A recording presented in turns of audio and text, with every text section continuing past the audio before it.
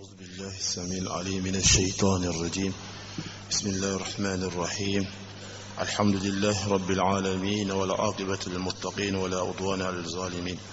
وأشهد أن لا إله إلا الله وحده لا شريك له وأشهد أن محمدا عبده ورسوله. أما بعد.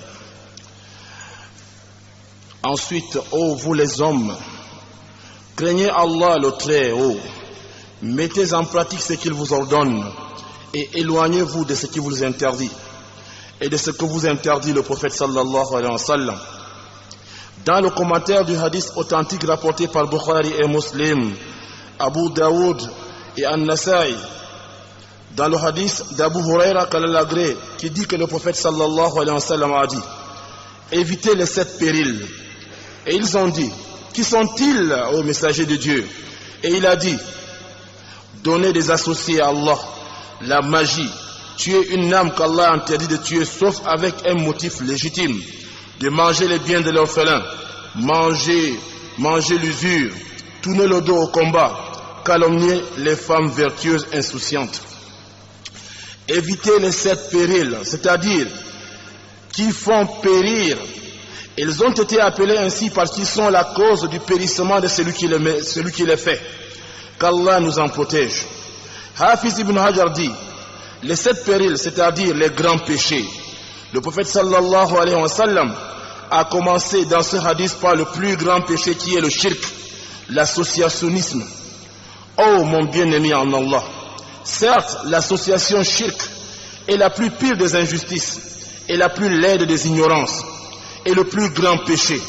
Ainsi, tous les prophètes n'ont pas appelé les gens à une chose autre avant l'appel à l'unicité d'Allah, le tawhid. Et les prophètes, avant toute chose, ont averti de ne pas tomber dans le shirk. Allah a fait beaucoup de menaces, des châtiments sévères contre le shirk. Allah subhanahu wa ta'ala dit: Allah ne pardonne point qu'on lui associe une divinité.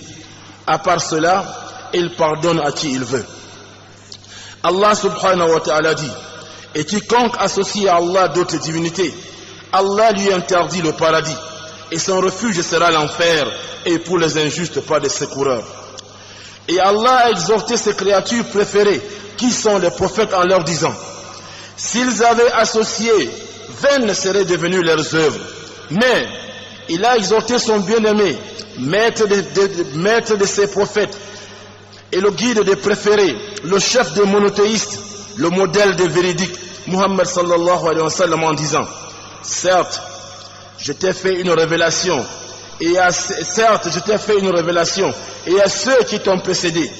Si tu associes, tes œuvres seront vaines, et tu seras du nombre des perdants. Mais adore Allah et sois du nombre des reconnaissants.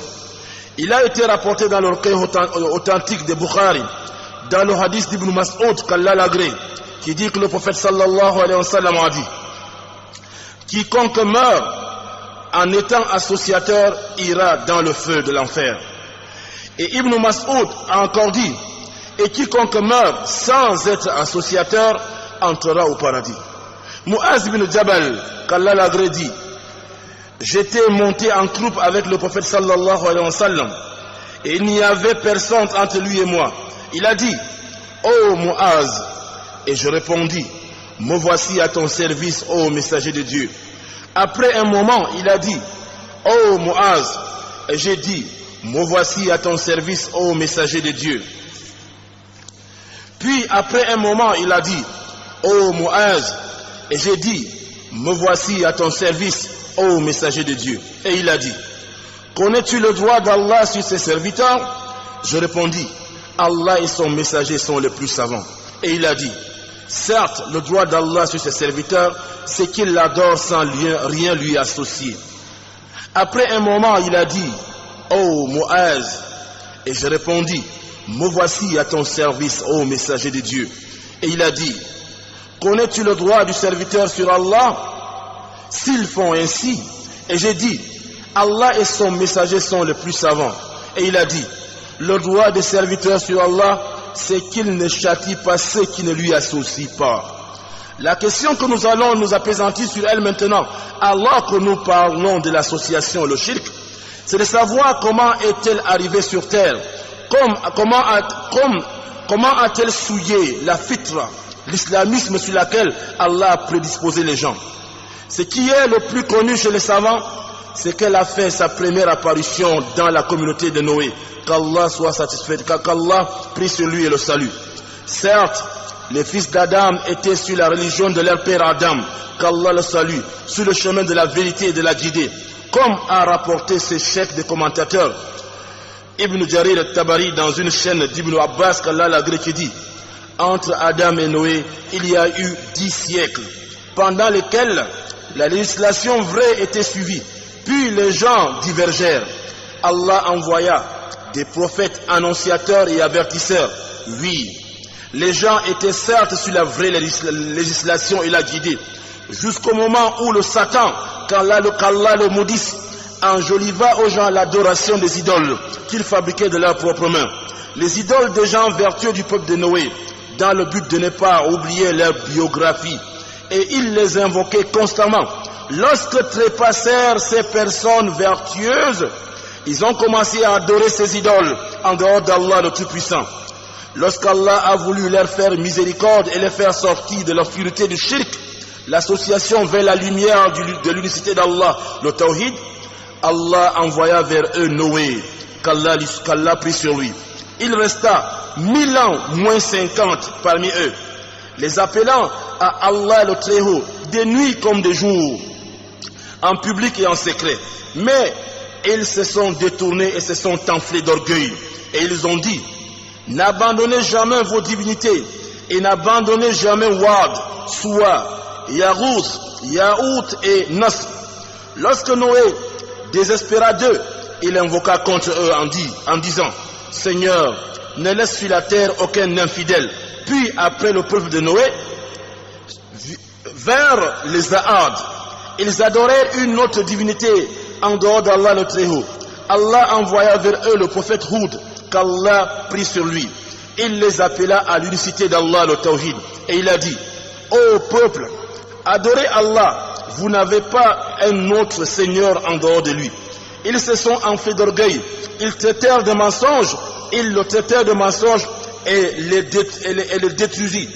Et les détruisit par le vent. Allah subhanahu wa ta'ala donc les détruisit par le vent. Après eux, vers le peuple de Thamoud, Allah envoya vers eux le prophète Saleh. Il les appela à l'unicité d'Allah, le Tawhid. Ils le traitèrent de menteur, le combatta et se détournèrent de lui. Allah les détruisit par un cri. Puis, vers après eux les peuples d'Abraham, qu'Allah le salue. Ils adorèrent les statues, le soleil, la lune et les étoiles. Allah envoya vers eux son bien-aimé Ibrahim, alayhi salam. Après lui, les prophètes furent envoyés. Après lui, les prophètes qui furent envoyés furent de sa descendance. Tous les prophètes et les messagers furent de la descendance d'Israël. Le salut soit sur lui. De la descendance d'Ismaël, il n'a été envoyé que notre prophète Muhammad sallallahu alayhi wa sallam. Celui-là qu'Allah a avantagé par rapport à tous les prophètes et messagers. Puis, l'association, le shirk, s'est transporté chez les enfants d'Israël. Le premier, ce fut le veau d'or qui fut interdit par Moussa alayhi salam, Moïse et Haroun, qu'Allah prit sur eux. Et certains parmi eux adorèrent Uzaïr, et ils ont dit qu'il est le fils de Dieu. Allah est au-dessus de tout ce qu'ils disent. Puis, les chrétiens adorèrent Jésus, fils de Marie, le Messie. Puis, l'association shirk se transporta chez les Arabes, dans la terre des Arabes, par Amr bin Amid al-Hara'i, qu'Allah l'enlaidisse, comme nous l'a annoncé notre prophète sallallahu alayhi wa sallam. Puis Allah envoya à l'humanité tout entière l'imam des monothéistes, le modèle des véridiques et le maître des prophètes et envoyé, Muhammad sallallahu alayhi wa sallam. Allah subhanahu wa ta'ala dit: certes Allah a favorisé les croyants lorsqu'il envoya parmi eux un prophète qui leur lit ces versets, les purifie, les enseigne le livre et la sagesse, même comme auparavant ils étaient dans un égarement manifeste. Le prophète s'éleva pour les appeler à l'unicité d'Allah, le Tout-Puissant. Parmi eux, il y a ceux qui ont refusé, tourné le dos et mécru, et ils ont dit: rendrais-tu toutes les divinités en un Dieu unique? Ça, c'est quelque chose d'étonnant. La deuxième sorte de shirk, c'est la petite association comme l'ostentation, c'est-à-dire faire les choses pour se faire voir des gens, jurer au nom de quelqu'un d'autre en dehors d'Allah, et le fait de dire Allah a voulu et un tel a voulu, ou si ce n'était Allah et un tel, telle chose n'aurait pas eu lieu, et les choses semblables à cela. Certes, cela ne sort pas l'individu de l'islam, mais il est très dangereux et son péché est grand, et il conduit au grand péché. Ô serviteur d'Allah, vu le grand danger qui se trouve dans le shirk, l'association, il est donc indispensable aux musulmans de le connaître afin de s'en éloigner. Ceci en apprenant le dogme islamique authentique et en connaissant ce qui l'a détruit et son contraire, comme la grande association, ou ce qui la diminue, comme la petite association, car celui qui ne la connaît pas facilement peut y tomber. Huzaifa bin al-Yaman, qu'Allah l'agrandit, les hommes interrogeaient le prophète sallallahu alayhi wa sallam au sujet du bien, mais je l'interrogeais toujours au sujet du mal afin de l'éviter, de peur d'y tomber.